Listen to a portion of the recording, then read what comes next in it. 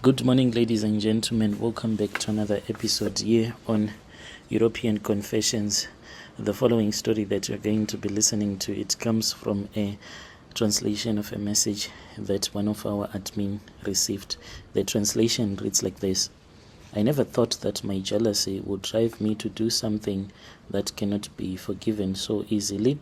But as I sit here looking back, I cannot deny the bitterness that has been consuming me. Jealousy that is so fierce that it has led me to destroy my own sister's happiness. I grew up with her, shared my childhood with her, but that same bond has become the reason why I could not even bear to see her succeeding in life whilst I was struggling. My sister and I, we were raised by our mom. She was working hard to make sure that ends meet. Our family is not wealthy, but my sister and I, we always dreamt of a better life, of escaping the poverty and the hardship that we had known from a very young age. As the eldest, she was the responsible one. For example, I was different. I was always rebelling against mom, always ambitious, always searching for something more than what we had. Everyone around us praised her as the perfect girl. My mom always called her the perfect daughter. We always made sure that she maintained the house when she was not around, when she had gone to work, since she was always working as a casual worker, and I was constantly reminded to follow my sister's example. I would smile through it, pretending as if it did not bother me at all, but inside I felt like I was always in her shadow. I was invisible to everyone else. As we grew older, our lives took different directions. I moved to Johannesburg, embracing the city, the life, and the opportunities that it was offering to me, but I could never find my footing. My jobs, like my mom, were always temporary, always working as a casual worker, whilst I tried my best. The weight of the bills and the debts kept on dragging me down. Meanwhile, my sister stayed close to home, finding a good job, building her life steadily. Then she met him, a wealthy businessman who fell head over heels for her. It was as if God had just decided to punish me just like that. I remember when she told me that she was about to get married, she was so happy, and I tried to be happy for her, but I could not shake the feeling of feeling very jealous over her, and I felt this jealous as it was growing in my heart. Here I was, struggling just to get by, whilst she was about to live the life that we both dreamt of. I wanted to be supportive, to become the supportive sister, but in the end I became the jealous sister. Like, jealous is like a demon. Once it enters into your heart, it is very difficult for you to kick out that demonic jealousy that you'll be feeling. Each and every time when I'll be around her, I'll be like, oh gosh, I hate her so much. Each and every time when she will tell me that this is the gift that her future husband has given to her, it will be like stabbing me in my heart. Her wedding day was like something out of a fairy tale. She looked beautiful, she was really happy, and the man she was getting herself married to, indeed he was a handsome man. I felt everyone's eyes on me, expecting me to be proud, and indeed I pretended as a good pretender. I tried to smile, I played the part of the supportive sister, even helped her to prepare, but deep down when she was heading out for her honeymoon, it was really painful. I was like, why her? Why does she get everything whilst I get nothing? After her wedding, I found myself avoiding her at all the times, making excuses whenever she invited me over to her new home. I did not want to see her happiness, her success. I felt ashamed for feeling this way, but the jealousy had grown too strong to ignore. I was drowning in it, letting it fill every thought, every interaction. One day, during a family gathering, I crossed paths with an elder, a traditional healer who had known our family for years.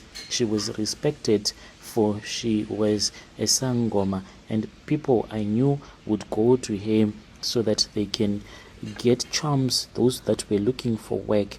I don't know what pushed me to talk to her, but I found myself pouring out my frustrations, my anger, my resentment towards my sister. I told her everything, confessed even my jealous to her. That is the good thing about sangomas. You can tell them that you wish that your enemy must die. You can never do that with a pastor. These Christians are too judgmental for their own good. So this woman, she gave me all the time in the world to describe to her. She said, my daughter, she said, with her eyes wide open. She was so interested in what I was telling her. When I mentioned death, it was as if she knew where death exactly stayed, as if she can even have conversations with death. She said, my daughter, tell me, what are you thinking about your sister?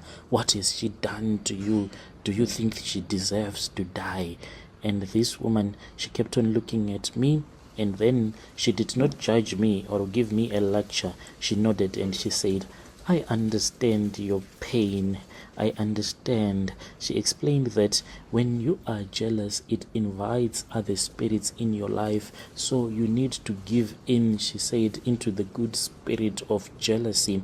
Otherwise, it is going to affect you. Release this spirit into the world, for these spirits want to be released. Release it upon her. She told me she could prepare a charm, something that was going to help me, that would balance the universe, because my sister was getting too much. And when someone keeps on having this good luck, she said, it makes the universe not to be a balanced place, and this end up creating other problems. If you are too lucky, all your relatives, they will end up suffering from bad luck, because you will be taking some of their luck. She said, you know, my daughter, I can do anything for you. For a very long time, I always spoke with your mother about you. I know that you have a gift. I was blinded by her seductive words, and that was when I went to her house one day, and she gave me some charms, and she said that this charm, I want you to go and leave it at your sister's house. I nodded and I agreed. Not long after that, that was when I heard that my sister, she was fighting with her husband, usually over minor things. She would call me frustrated, telling me that she wants to walk away. The arguments grew so worse, turning into fights. Her husband started to distance himself, spending more time with some mistresses away from home. I saw her happiness fading, her confidence shattering as her marriage was crumbling before her eyes. She looked tired. She was always tired, yet she used to be this person that was always bubbly, laughing. She said, I don't know what is happening. It's like my life is falling apart. Do you think that there is someone who has placed a curse on me, but who would want to do something like that on me? Because I've never wronged anyone. I looked at her with so much anger in my heart, and I smiled and I said, who would want to place a charm on you with the way that you are loved by anyone?